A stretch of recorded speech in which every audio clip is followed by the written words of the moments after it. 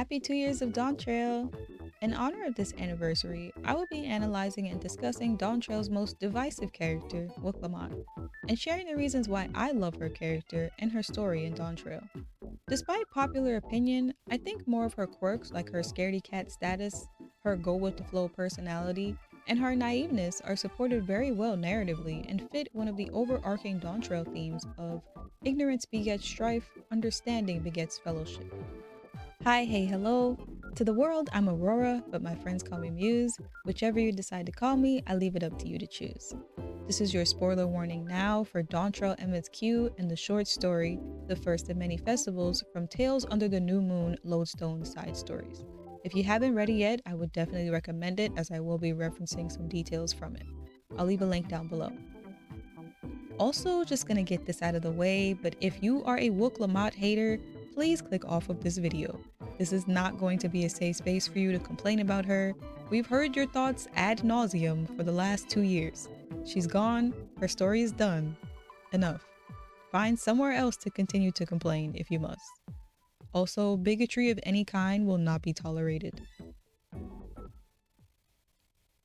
Throughout the story of Dawntrail, we see Wuk Lamat grapple with her flaws and confront her fears. We see it in less serious situations such as her fear of alpacas, which by the way is valid as hell. If an alpaca spit in my face, I'd be traumatized for life too, but anyway.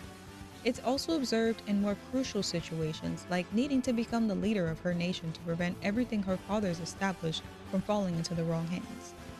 In either case, Wuk Lamat is a great example of doing something while scared instead of letting it stop you. From the first adventure with her in 6.55, we are clued into this very nature. She fully claims her background as an accomplished hunter, but we see that after the encounter with the giant colibri, her hands are shaking. Some might say that because we can visibly see that she has fear, she's just putting on a front to be brave, but I wouldn't call it that. There's no denying her strength, but something about that portrayal felt so grounded to me. This instance would serve as a precursor to the ones we would later get in Dawntrail with the alpaca trial as mentioned before, her seasickness as well as her fear of heights, those of which I will revisit later, and her feeling inferior to her brothers. Her initial hesitation and complaints in these situations don't take away from her character for me either, it just makes her more relatable. Having faith in herself and her comrades, asking for help when she needs it, choosing resolve in the face of adversity. This is how we see her grow and address those struggles. Funnily enough, in the side story The First of Many Festivals, as a child, Wuk Lamat faces off against a two colibri, which I guess is like toucan, a pun on toucan, I don't know, during one of Tuliolo's hunting festivals. So her hand shaking after fighting the giant colibri recalls back to the same fear she had as a child after the adrenaline from the moment wore off. A different moment that I thought was kinda cute was when she asked if she could hold our hand before we boarded the dirigible. When you have a good support system, you can allow yourself to be vulnerable like that, and I think it was a nice touch to show her taking that action despite her fear. In fact, she more often than not takes many actions to ensure that she keeps moving forward even if she is afraid. The first time we see her actually halt her efforts and allow fear to stop her is when she refuses to believe that the Torali citizen has died after the attack from Alexandria. Combined with just witnessing the death of her father, it's no surprise the emotions caught up with her. However, she is able to take another step because she has friends to rely on. And speaking of those friends, I've already shared my thoughts on the Scions and their role in Dawntrail. However, I will say Wuk Lamat felt like a breath of fresh air as an addition to the cast. I love the Scions, but many of them now typically share the same traits/archetypes: academic, astute, calculated, introverted, verbose, etc. While Estinian could also be described by some of these, I do feel like he added some different perspectives and hilarious moments, such as this one from the Endwalker patches. From mountain spring and rainfall storm, from river flow and life be born.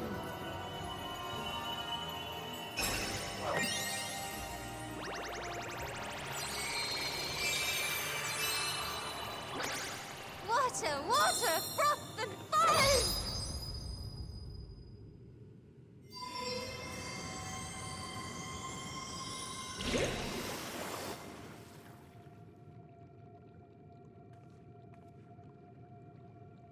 Ready your arms.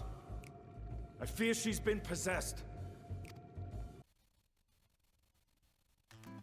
Wuk Wuk Lamat, on the other hand, is more extroverted, straightforward, down to earth, whimsical, whatever else you want to describe her as that's not something mean. Where most of the Scions hold more of a logical form of intelligence, Wuk Lamat shines in more emotional and interpersonal intelligence.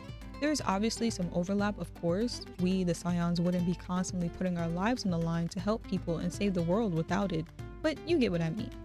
An example I can give is how both Wuk Lamat and Kona arrived at the same conclusion for the feat of reeds. However, they had entirely different approaches and perspectives. One was more rooted in cultural understanding, with restoring the tradition of the Ihihana, while the other was more environmental and scientific, being concerned about the quality of the fields. Both satisfied the conditions of the tournament, and no solution was deemed higher than the other. This was, of course, one of the first instances of foreshadowing for Wuk Lamat and Kona becoming co-rulers, as they hold different perspectives but are able to come together and act as one, just as their fathers did. Some might say that she lacks intelligence due to her naiveness, but I think that's an unfair assessment. The portrayal of Wuk Lamat as naive is actually a really interesting narrative point in Dawntrail if you're picking up on the signs and plot points. I remember many people saying, how can she claim to love her people so much if she knows nothing about them? Well, it's pretty simple actually. We don't get further exposition on this until the short story, The First of Many Festivals, but I still believe the story in Dawntrail provides enough for us to understand.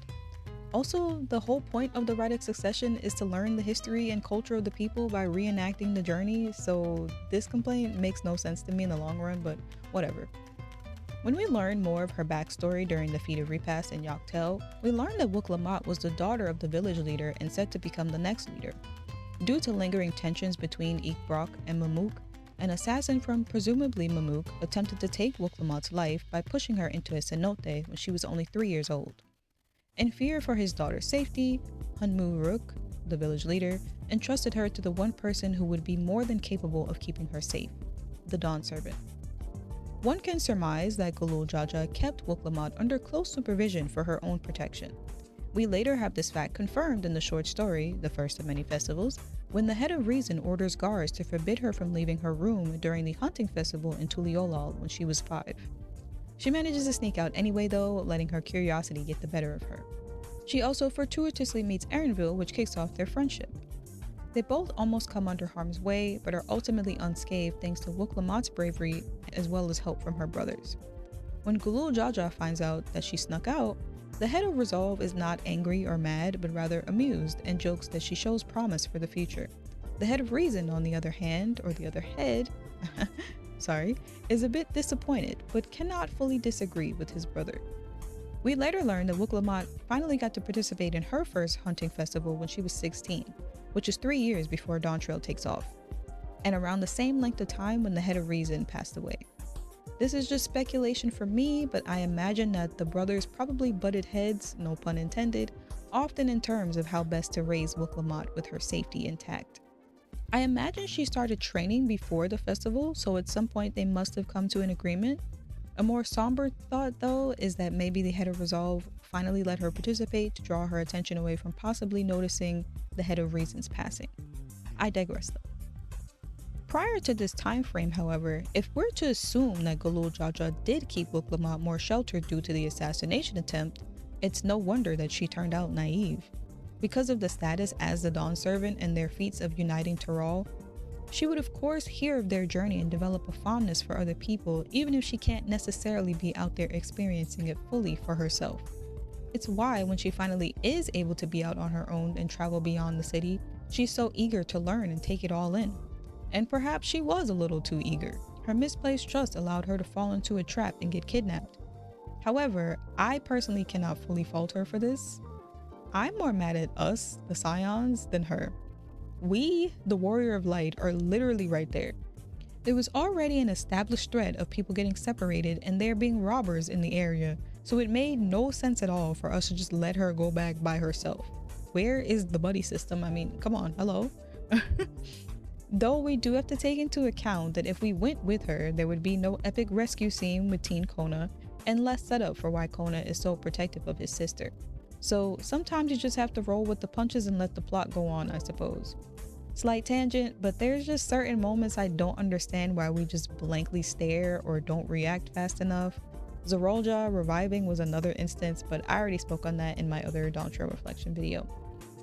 I have to assume that Wuk Lamat does not remember being pushed into a cenote because you think she might have reacted when we got to the area. She was 3 when it happened, and she does recall events when she was 5, so I think it might be safe to assume that she just doesn't remember, which is realistic. However, just because the mind may forget, it does not always mean the body does. Her seasickness and her fear of heights perfectly align with the experience of being pushed into a cenote and how it stuck with her after all this time. What seemed like quirks now gained a whole new layer of depth to me after learning the full story. No pun intended, Lamachi, I'm sorry. I want to return to speaking on her naiveness though.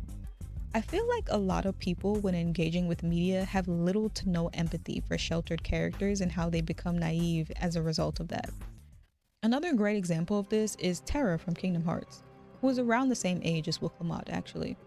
I've been a Terra defender since day 1, but so many people in the fandom clowned on him for years for being manipulated. It's calmed down a bit now, but I always have to scratch my head because why are we placing more fault on the victim, who's usually young, than the person who actually took advantage?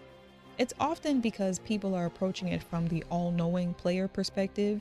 We as the player know said person is evil and not to be trusted. But if you look at it through the lenses of the naive character, they often don't have that information to make that same assessment. Mild Kingdom Hearts spoilers by the way, but I won't go into any explicit detail. Terra had no reason to not trust Xehanort. All he knows is that Xehanort is his mentor and guardian's close friend. Does Xehanort have a creepy vibe going on? Absolutely, but Terra, who is struggling with his own inner demons, is not going to judge someone on surface level like that, and unfortunately that does get him targeted a lot throughout the story. It's even worse when Xehanort sees Terra struggling and exploits that to gain his trust. If Ericus hadn't raised Terra in such strict and sheltered conditions, perhaps he might have had a bit more discernment to not get taken advantage of. I don't want to spoil too much though if anybody watching hasn't played. Just know Kingdom Hearts is my lifeline and Terra did nothing wrong. Thank you. Tying it back to Wuk Lamat though, she didn't have anyone evil necessarily trying to manipulate her, but instead it was actually parents who truly meant well in trying to protect her from the dangers of the world. Unfortunately though, even well intentions can have adverse effects. Wuk Lamat being told about her culture and her people but not shown that contributes to her naiveness and misguided trust. With the picture the Legends of the Dawn Servant paints, how could any young child not believe wholeheartedly in the greatness of her people? While the retellings may also cover the conflicts they had to resolve to get to this point, Wuk Lamat sees the fruits of her father's labor as the long-standing Dawn Servant, so she really has no reason to question how things are. Without parents, mentors, guardians, etc. instilling in us discernment and the importance of nuance, that's how you end up with naive young adults. On top of all of that, when we finally meet Wuk Lamat by the time of Dawntrail, she's 19. If you think at this age you've never made mistakes in putting too much trust in someone because you either didn't see the signs or didn't know any better, I don't believe you. So cut her some slack, please. And in the second half of Dawntrail, we do see Wuk Lamat being more guarded and less trusting of Sphene.